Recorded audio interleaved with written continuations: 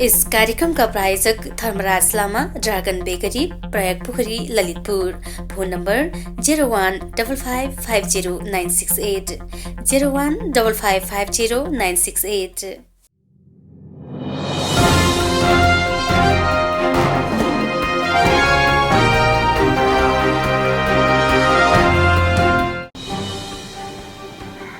नमस्कार। अर्य दकिला युट्युब च्यानलमा यहाँलाई स्वागत छ। सुरु गरौँ अहिलेसम्मको मुख्य खबरहरूबाट।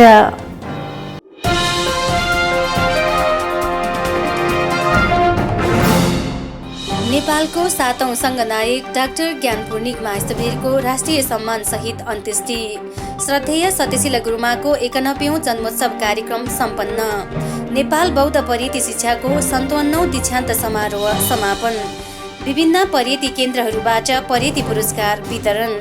नेपाल बौद्ध परेती शिक्षाको आयोजनामा जुम मार्फत वेबिनार कार्यक्रम सम्पन्न। बुद्ध शान्त पार्क अनलाइन प्रतिभाको खोजी कार्यक्रमको पत्रकार सम्मेलन। इस कार्यक्रमका प्रायोजक धर्मराज लामा, ड्रागन बेकरी, प्रयाग पोखरी, ललितपुर। Phone number 0155509680 0155509680। अब समाचार विस्तारमा।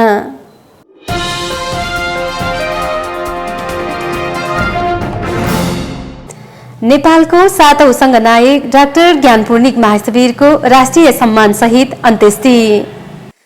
नेपालको 7औं संघनायक डाक्टर भिक्षु ज्ञानपूर्णिक महास्थवीरको शङ्खमूल घाटमा राष्ट्रिय सम्मान सहित अन्त्येष्टि गरिएको छ।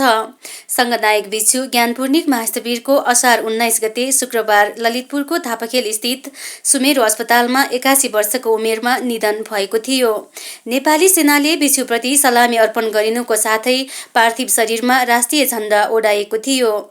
सरकारी सम्मानपछि उहाँको पार्थिव शरीरमा कार्यवाहक संघनायक बोधिसेन महास्थवीर, परिवारका प्रतिनिधि, अनागारिका संघका प्रतिनिधि लगायत अन्य भन्ते गुरुमा एवं उपासक उपासिकाहरूले अग्निदान गर्नुभएको थियो। मीन भवन स्थित विश्वशान्ति विहारबाट सुरु भएको शव यात्रामा भन्ते, गुरुमा, बौद्ध विद्वानहरूका साथै हजारौंको संख्यामा उपासक उपासिकाहरूको उपस्थिति रहेको थियो।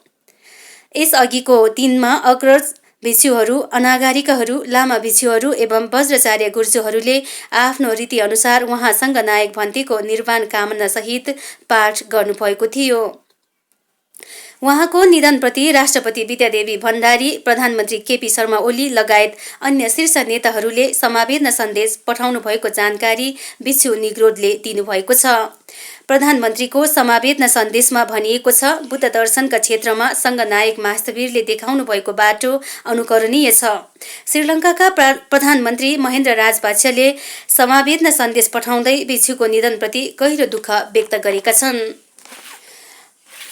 त्यस्तै श्रीलङ्काको धार्मिक मन्त्रालय, थाइल्याण्डको संघ राजा राजगुरु, बर्माको राजगुरुले भिक्षुको निधनप्रति दुःख व्यक्त गर्दै समवेदना सन्देश पठाएको जानकारी भिक्षु निग्रोधले दिनुभयो। भिक्षुप्रति श्रद्धाञ्जली व्यक्त गर्न परराष्ट्र मन्त्री प्रदीप ग्यावाली, संस्कृति तथा पर्यटन मन्त्री योगेश भट्टराई, सांसदहरू तथा विभिन्न देशका राजदूतहरू आएका थिए। काठमाडौँ महानगरपालिकाका मेयर विद्यासुन्दर साक्य तथा उपमेयर हरिप्रभा खड्की विश्वशान्ति विहार पुगेर तथा ललितपुर महानगरपालिकाका मेयर चिरीबाबु महर्जन र उपमेयर गीता सत्यालले शङ्खमूल घाटमा पुगेर भिक्षुप्रति अन्तिम श्रद्धाञ्जली प्रकट गरेका थिए।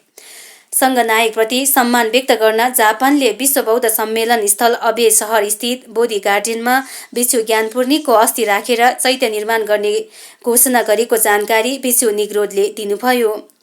विक्रम सम्वत 1996 सालमा पाल्पाको तानसेनमा जन्मिनुभएका ज्ञानपूर्णिक महास्थवीर अखिल नेपाल भिक्षु महासङ्घका पूर्व अध्यक्ष र विश्व शान्ति विहारका प्रमुख हुनुहुन्थ्यो। उहाँकै नेतृत्वमा लुम्बिनी बौद्ध विश्वविद्यालय अन्तर्गत थेरवाद बुद्धिस्ट एकाडेमी पनि सुरु भएको थियो। संघनायक भिक्षुको गुणानुस्मरण गर्दै 7 दिनसम्म भिक्षु महासङ्घ र अनागारिकहरूबाट परिधान पाठ गरिएको थियो। साथै असार 30 गते भिक्षु महासङ्घ, अनागारिका र लामा गुरुहरूलाई भन्तेको पुण्य स्मृतिमा भोजन दान र सङ्गदान गरिएको थियो।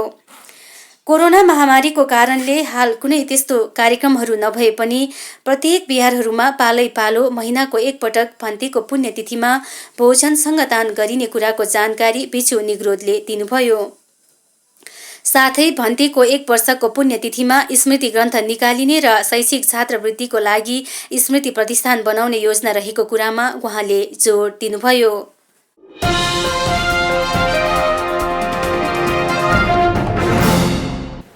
श्रद्धेय सत्यशील गुरुमाको 91औं जन्मोत्सव कार्यक्रम सम्पन्न। श्रद्धेय सत्यशील गुरुमाको 91औं जन्मोत्सव कार्यक्रम असाढ 21 गतेका दिन ललितपुर पाटनको श्री साकेसिंह बिहारमा सम्पन्न भएको छ।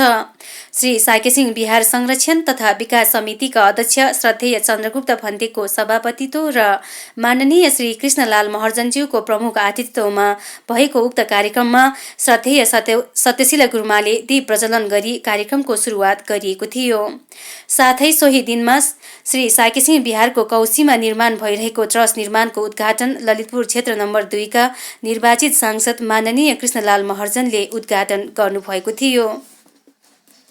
समितिका सदस्य देवेन्द्र वज्राचार्यद्वारा सञ्चालित उक्त कार्यक्रममा माननीय श्री कृष्णलाल महर्जनलाई साधुवाद पत्र प्रदान गरी सम्मान गरिएको थियो। साथै उहाँले भविष्यमा बिहारमा हुने अरू निर्माण कार्यमा पनि सहयोग गर्ने आश्वासन दिनुभयो। विश्वमा फैलिरहेको कोरोना महामारीको कारण सीमित मात्र भन्ते गुरुमा र उपासक उपासिकाहरूको सहभागितामा कार्यक्रम गरिएको थियो। श्रद्धेय सत्यशील गुरुमाको जन्मोत्सवको दिनमा गरिएको उक्त कार्यक्रममा भिक्षु महासङ्घ र अनागारिकहरूले सामूहिक परितान पाठ गर्नुभएको थियो। साथै कार्यक्रममा श्रद्धेय चन्द्रगुप्त भन्तेले सत्यशील गुरुमा र यानशील गुरुमाले गर्नुभएको शासनिक योगदानको बारेमा चर्चा गर्नुभएको थियो। साथै अन्तमा उहाँले पुण्य अनुमोदन गरी सभा विसर्जन गर्नुभयो।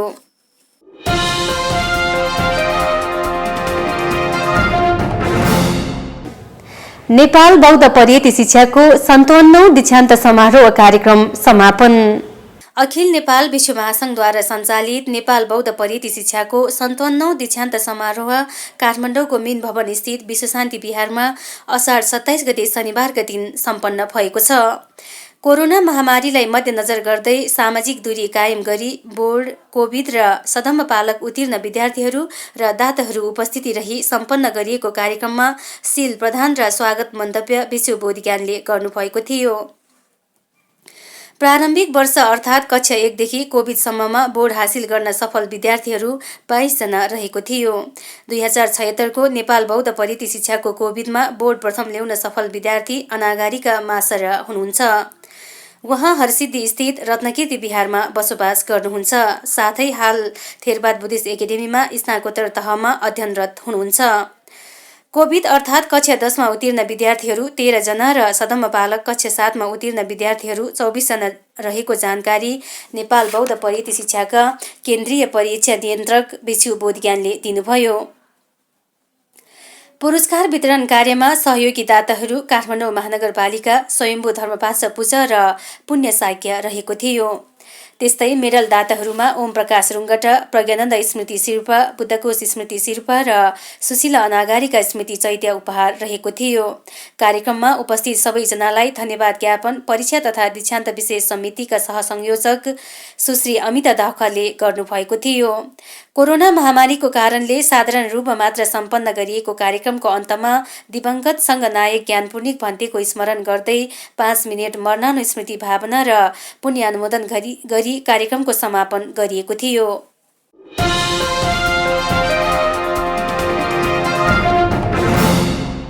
विभिन्न पर्यटन केन्द्रहरूबाट पर्यटन पुरस्कार वितरण। ललितपुरको ठेचोमा अवस्थित ओइलनराम पर्यटन केन्द्रमा असाढ 27 गते शनिबारका दिन पुरस्कार वितरण कार्यक्रम सम्पन्न भएको छ। मेता भोलिन्टियर्सका संस्थापक गौतम महर्जनको सभापतित्वमा सुरु भएको उक्त कार्यक्रममा ठेचोका वडाध्यक्ष जगत बहादुर महर्जन प्रमुख अतिथि र माननीय सांसद रामकाजी महर्जन विशेष अतिथिको रूपमा रहनु भएको थियो। 15 जना विद्यार्थीहरू उत्तीर्ण भएको ओइलवनराम पर्यटन केन्द्रमा केन्द्र अध्यक्ष श्रद्धेय सन्दिमो भन्तेले शील प्रदान गर्नुभएको थियो। 15 जना उत्तीर्ण भएको विद्यार्थीहरूमध्ये 9 जनाले विशिष्ट अङ्क र 4 जनाले प्रथम श्रेणी ल्याउन सफल भएको जानकारी केन्द्र अध्यक्ष श्रद्धेय भिक्षु सन्दिमोले दिनुभयो। प्रमुख अतिथि, विशेष अतिथि र केन्द्र अध्यक्षको हातबाट पर्यटन विद्यार्थीहरूलाई पुरस्कार वितरण गरिएको थियो। साथै दुवै अतिथिलाई मायाको चिनो उपहार प्रदान गरिएको थियो। कार्यक्रमको अन्तमा सभापति गौतम महर्जनबाट धन्यवाद ज्ञापन र सभा विसर्जन गरी कार्यक्रमको समापन गरिएको थियो। त्यस्तै ललितपुरको नागबहालमा अवस्थित दीपङ्कर परिति केन्द्रमा पनि असाढ 26 गते शुक्रबारका दिन वार्षिक उत्सव एवं पुरस्कार वितरण कार्यक्रम सम्पन्न भएको छ। विनयचर्य श्रद्धेय भिक्षु भतीय महासविरको सभापतित्व तथा नागबाल टोल सुधार समितिका अध्यक्ष श्री जुजुरत्न साकेज्यूको आतिथ्यमा सुरु भएको उक्त कार्यक्रम शुभारम्भमा शील प्रदान पनि श्रद्धेय भतीय भन्तेले गर्नुभएको थियो।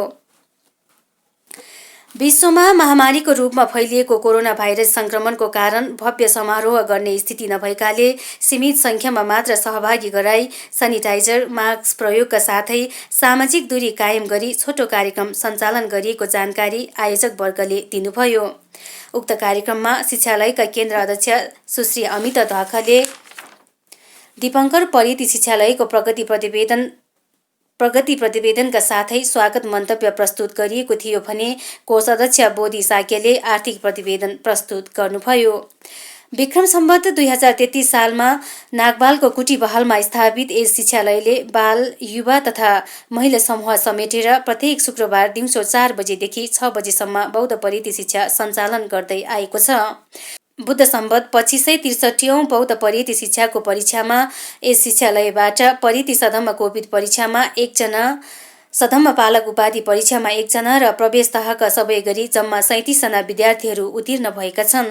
ती विद्यार्थीहरूमध्ये विशिष्ट श्रेणीमा 4 जना, प्रथम श्रेणीमा 18 जना, द्वितीय श्रेणीमा 11 जना र तृतीय श्रेणीमा 4 जना उत्तीर्ण भएका छन्। ती विद्यार्थीहरूलाई विनयचर्य श्रद्धेय भिक्षु भतीय महासविरले पदक पुरस्कार तथा प्रमाणपत्र वितरण गरिएको थियो। साथै उहाँ भन्तेले 12 जना शिक्षक शिक्षिकाहरूलाई पनि पुरस्कार वितरण गरिएको थियो। कोभिड परीक्षामा सफल विद्यार्थी सुयल रत्न साक्य लगायत अन्य 2 जना विद्यार्थीहरूले आफ्नो अनुभवका कुरा व्यक्त गरेका थिए। श्रद्धेय भिक्षु भतीय महासविरले यस शिक्षालयका बालबालिका युवाका साथै प्रौढ महिलाहरू समेटेर बुद्धको जीवनोपयोगी शिक्षा दिइराखेको कुरामा प्रशंसा गर्नुभयो।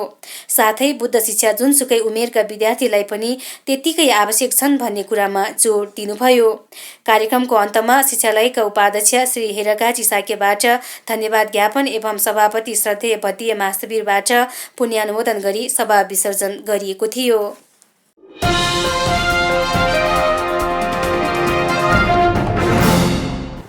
नेपाल बौद्ध परिति शिक्षाको आयोजनामा जुम मार्फत वेबिनार कार्यक्रम सम्पन्न। नेपाल बौद्ध परिति शिक्षाको आयोजनामा जुम मार्फत असाढ 28 गते आइतबारका दिन वेबिनार कार्यक्रम सम्पन्न भएको छ।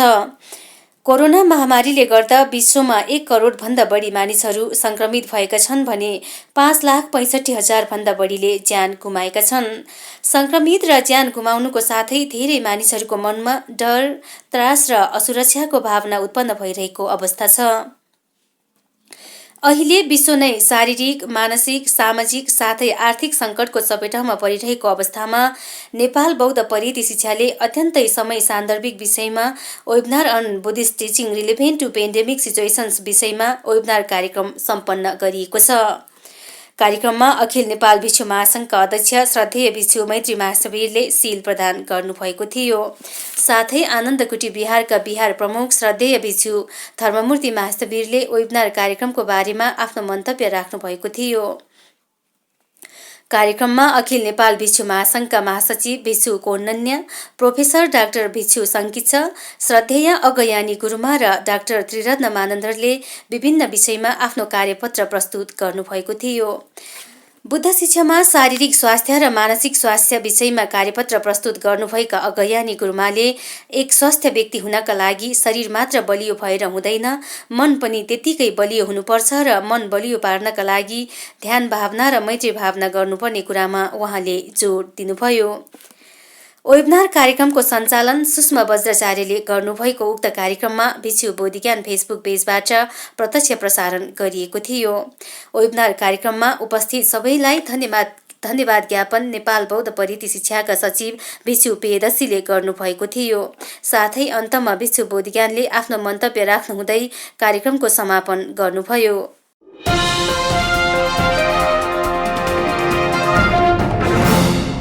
बुद्ध शान्त पार्क अनलाइन प्रतिभाको खोजी कार्यक्रमको पत्रकार सम्मेलन। काठमाडौँको भृकुटी मण्डपमा अवस्थित रिपोर्टर्स क्लबमा बुद्ध शान्त पार्क अनलाइन प्रतियोगिताको पत्रकार सम्मेलन असार 27 गते सम्पन्न भएको छ। सम्मेलनमा प्रमुख अतिथिको रूपमा शहरी विकास राज्य मन्त्री रामवीर मानन्दरको उपस्थिति रहेको थियो। उक्त कार्यक्रममा बुद्ध शान्त पार्क अनलाइन प्रतिभाको खोजी कार्यक्रमका सल्लाहकार डाक्टर सुवर्ण साक्यले बुद्ध भजन गायन प्रतिभाको महत्त्व र उद्देश्यबारे प्रकाश पार्नुभयो। त्यस्तै राज्य मन्त्री रामवीर मानन्दरले बुद्ध शान्त पार्कले गरेको कार्य राष्ट्रको कार्य र बुद्ध शान्त पार्क निर्माणमा राष्ट्रको भूमिका महत्त्वपूर्ण रहेको भन्दै आफ्नो मन्तव्य व्यक्त गर्नुभयो। कार्यक्रमको अन्तमा अध्यक्ष शान्त बहादुर साक्यले कार्यक्रमको सभा विसर्जन गर्नुभई दोस्रो चरणको लागि प्रतियोगीले युट्युबको व्यवस्थित गीतहरूमध्येबाट रोजाइको गीत गाउनुपर्ने जानकारी दिनुभयो। बुद्ध जन्मभूमि राष्ट्र नेपालमा गौतम बुद्धको शिक्षा र उपदेशको सही जानकारी एवं जनजीवनमा सहज प्रयोगको लागि प्रेरणा रहोस् भन्ने उद्देश्यले बुद्ध शान्त पार्क अनलाइन प्रतिभाको खोजी 2077 बुद्ध गीत भजन प्रतिभा प्रदर्शन कार्यक्रम सञ्चालन गरिएको जानकारी आयोजक वर्गले दिएको छ। कार्यक्रममा सहभागीहरूले आफ्नो मनले रोजेको गीत गाई सहभागिता जनाइरहेको छ। सम्पूर्ण सहभागीहरूमध्येबाट नियम अनुसार 60 जना नेवारी र 40 जना नेपाली गरी जम्मा 100 जना सहभागी छानेर छुट्याइएको छ।